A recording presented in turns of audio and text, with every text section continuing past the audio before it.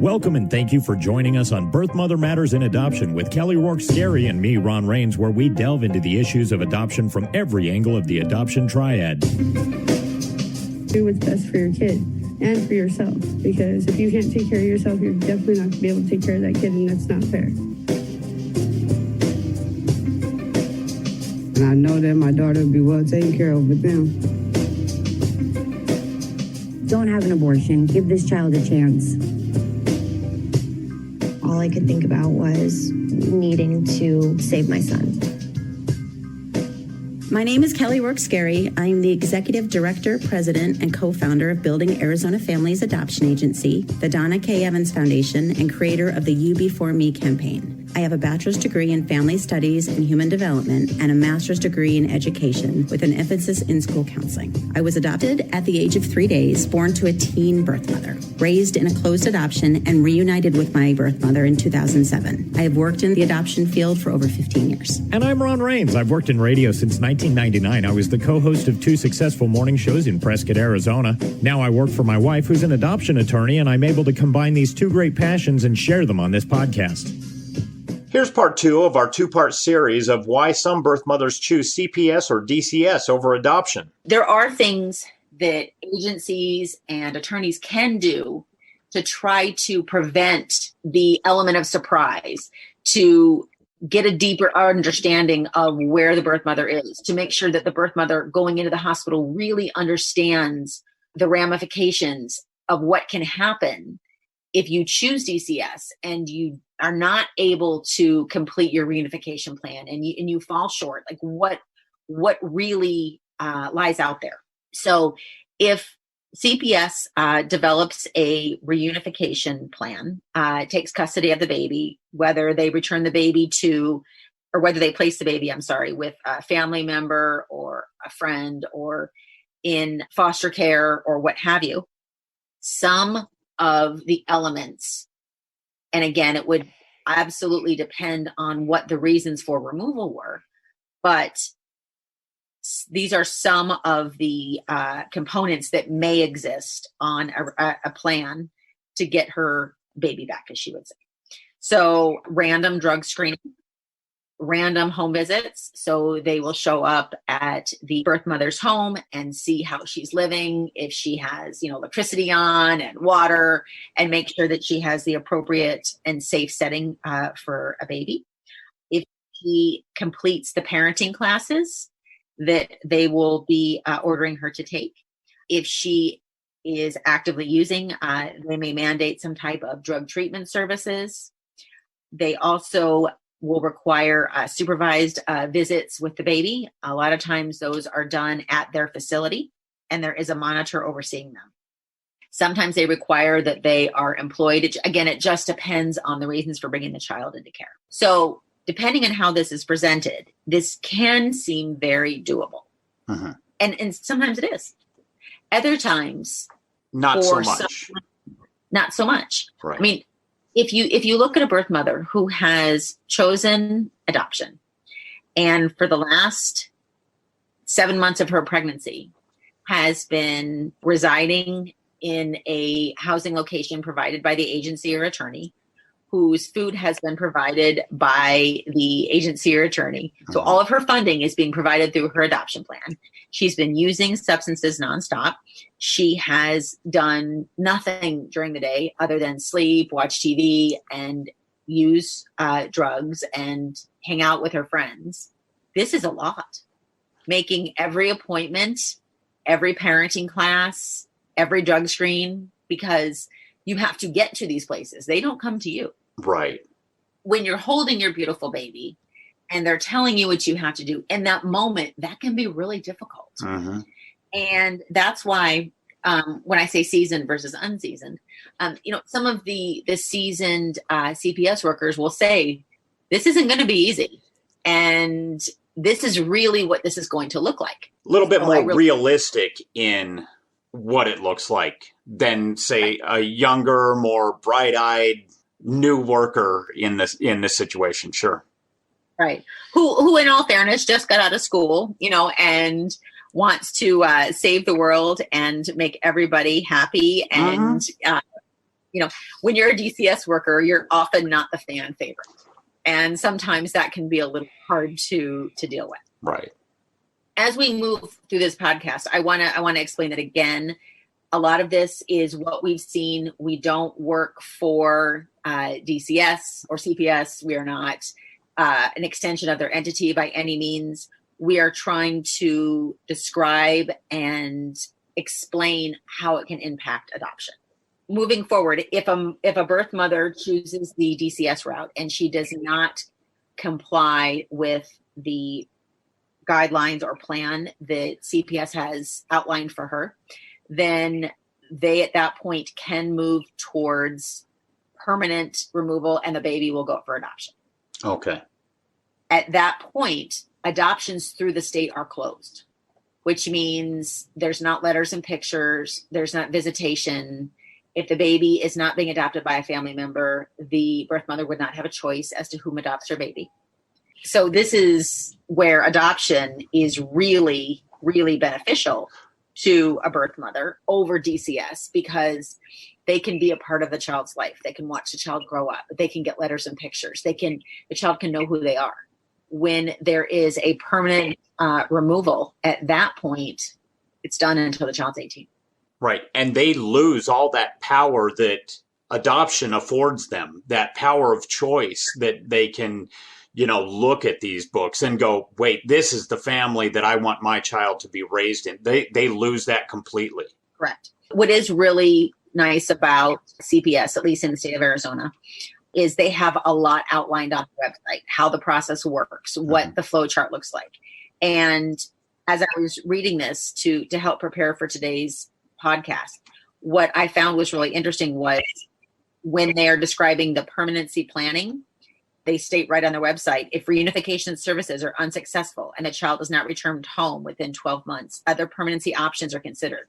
For children under the age of 3, permanency options are considered within 6 months of removal. And Really? So you do not have an open-ended timeline. Mm-hmm. And, I have heard stories of situations where, a parent showed up late to court and they had not met their outcomes. The goals of their plan. Thank you. The goals of their plan, and they were late, and the judge was done. Said, nope, we're done, and terminated their rights, and the baby was adopted by somebody else. And so this is where it is really important for a birth mother to understand that CPS is regulated by the juvenile court. They oversee and make the final decisions. All CPS does is make recommendations. The court has final jurisdiction.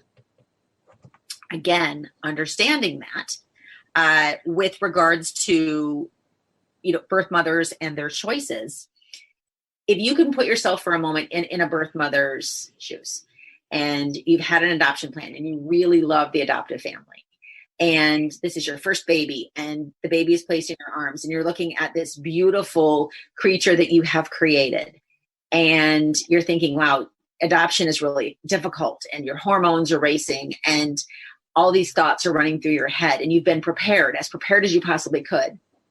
And in the back of your head that, yes, you tested positive, but you hadn't used for a couple days, and so you weren't really worried about it. And then DCS walks through the door and says, well, now the baby, is not going home with you. And we're either taking the baby into our care and custody, or the baby is going to, you need to follow through on your adoption plan. Yes, there is an immediate loss of control. Mm-hmm. Because now this is not a birth mother willingly choosing, oh, I'm doing an adoption. This is my choice. This is my choice. It is still her choice, but now the pressure's on because she's got to choose CPS or she's got to choose her adoption plan. Like, it's no longer this independent decision, which it still is in some aspects, but at the same time, part of it has been removed. Right. She's starting to gradually lose that power just a little bit at a time, right? Incrementally. Correct. Okay. So when you're looking at this, because I've been in the field for so long, I will say, why would a birth mother choose to place her baby in the care and custody of CPS when she can choose adoption? The positives are this, the permanency of adoption versus the possibility of having your baby returned to you through CPS. So again, permanency. Another reason that she would choose adoption would be because of the ability to have the openness of the adoption, and because the family the baby's residing with, it was her choice. She's gotten to know them. She's gotten to be a part of their lives for a little bit, even if it's just through Skype or FaceTime, or maybe they came out for a visit. She will always know where her child is. She will always have that ability to have that connection. She doesn't have to be under the scrutiny of the juvenile court system and be monitored. And, they don't just go away after you complete your plan. They're still in your life. They're still monitoring you, still making sure baby's safe. And she would also have the adoption aftercare services. And she gets to walk away knowing that she did an amazing thing and she is a hero. Also, if she has placed through adoption before and she's placing with the same family, that's an added bonus. I think that the reason that ultimately some birth mothers choose DCS over adoption is that adoption is final. There's no chance of having your baby returned to you. And even though you've been explained this over and over and over again throughout your adoption journey, sometimes reality is really hard to accept. Right. And, we keep going back to the sunny disposition of the social worker who's saying, okay, you can work hard at this and be reunified with your child. It makes me think of the line from Dumb and Dumber when he says to the girl, is there a chance that, you could fall in love with me? And she says, like, 1 in a billion or something. And he says, so there's a chance. And that's kind of what this makes me think of. That's a very good analogy, because unfortunately, from what I've seen, the chances of successful reunification are not very high. Mm-hmm. Don't see a lot of happy endings. And so I think that unfortunately, I wouldn't say 1 in a billion, of course, but I would say that they are slim. Unfortunately, that's what we've seen anyway. Okay. Another reason that a birth mother may choose DCS would be that the family that she has chosen is out of state and she wants the baby in state, which I've explained to birth moms for years and years. Just because you choose a family that is outside the state of Arizona, it doesn't mean they're not going to move into the state. Just like if you choose a family in the state of Arizona, that doesn't mean that they're not going to move out of the state. And we have, in our agency, we have both in-state families and out-of-state families. But again, there's no guarantee that a family is going to remain in the same exact place that they started from. Right. You're talking, for the next 18 years, how do you predict that? Right. Right. I mean, during my first 18 years, I believe we moved 5 times. Wow. So, different states. And that's just the same that, if CPS removes the baby and places a baby with a foster family and it's a foster to adopt situation, who's to say that they wouldn't move out of the state, but you would know it anyway because it's a close adoption. Right. That brings us to what can be done to try to avoid the DCS intervention from discouraging, disrupting, or influencing negatively the adoption plan. Uh-huh. So I think this is where you move to a preemptive approach. So encourage a conversation with the adoption case manager, the DCS worker, and the birth mother, if she has an open case with other children, to discuss her adoption plan on the front end.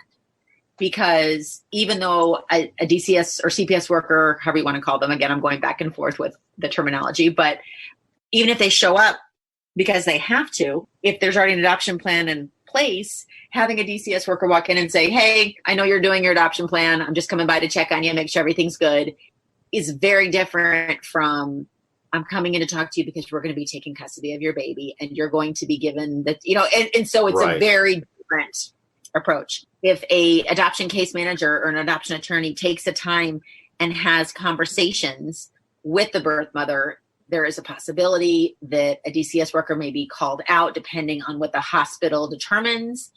And if they do, this is what it will look like. These are the choices you may or may not be given. And if so, what does that look like to you? Like, what is your plan? And really walk down different roads with her and really process that. If a birth mother has worked with CPS prior or has other children in custody, or maybe she's had her rights terminated before, you can discuss with her, again, why are you choosing an adoption plan this time? What was your experience like with DCS before? And in all reality, would you think that you would be successful in a reunification plan when for the last 7 months you've done nothing better to further your living situation or your education, or this whole time when you could have dove in and really made a better life for yourself? That's not what we're seeing. Right.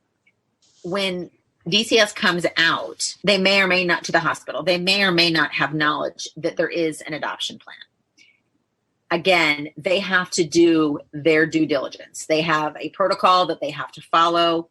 They have to make sure that the baby is going to be safe. That is their goal. And they have to confirm with the agency, with the hospital social worker, where the baby is going. They have to, like I said, they have to document everything and make sure that there is a plan in place. One question that I have been asked prior is, can CPS place with the adoptive family that was matched with a birth mother if she chooses to work with CPS to try to get her baby back? I've seen this happen, I believe, twice. And it was with Arizona in-state families. And at this point, it's no longer really an agency adoption. It's you're working with the state entity, because it's more of a fostering placement type situation where the birth mother is still working towards reunifying with the baby and getting the baby back. And the adoptive family is basically housing and parenting the baby on the chance that the birth mother will be unsuccessful. So you've seen this twice through your years of doing this. Now, either of those times, did the birth mother reunify with the child? No. Okay. But again, it could happen on the third time I see this. Right. Certainly. So no, unfortunately, or fortunately, however you look at it, it was unsuccessful. One thing that I think is really important to note is, again, that preemptively having those discussions, making sure a birth mother understands what everything looks like, what it is like to work with the state, to have the state in your life. Birth mothers have told me over and over again who have worked with CPS with prior children that they've had, they don't want to do it again. They feel like it's an invasion of privacy, that they have to, jump when they say jump. They have to, be there at a certain time. They can't be late. They have to drop everything they're doing sometimes and go do a drug test, and they don't want to do that. And sometimes they don't want to go to the parenting classes, or they maybe miss one or two, and then their caseworker wants them to start over again, and they don't want any part of that. And so I have those birth moms that come in, and those are very adamant about not ever working with CPS again. I also have birth mothers that come in that were themselves in the state custody, and they don't want their child in the state custody. They don't want their child to be a ward of the state through CPS like they were. Right. And so they would, state over and over would not choose to work with the state.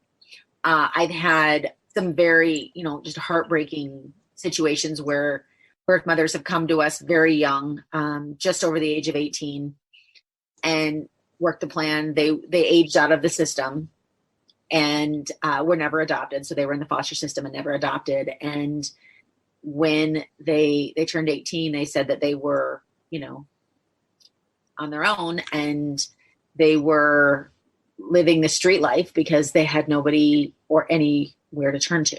Right. And they don't want their child following that cycle. No, they want for their child that beautiful, wonderful adoptive family that they themselves had dreamed of for themselves. Yeah. And again, this is hard, processing an unplanned pregnancy and all the variables that come into play. And you can only explain to an adoptive family or a birth mother so many times what the possibilities are and how things can happen and occur, where eventually you just sometimes have to let things play out and have to trust the process and believe in what you're doing. But it's hard.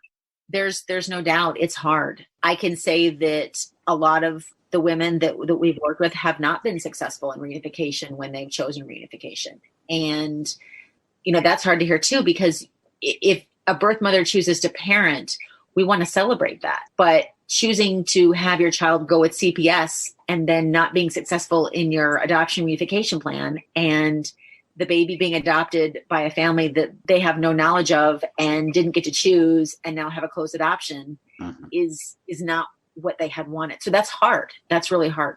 Like I said, not just for the adoptive family, but it's hard for the birth mother, and it's hard for the adoption agency or attorney that's working with her. Thank you for joining us on Birth Mother Matters in Adoption. If you're listening and you're dealing with an unplanned pregnancy and want more information about adoption, Building Arizona Families is a local Arizona adoption agency and available 24/7 by phone or text at 623-695-4112. That's 623-695-4112. We can make an immediate appointment with you to get started on creating an Arizona adoption plan or just get you more information.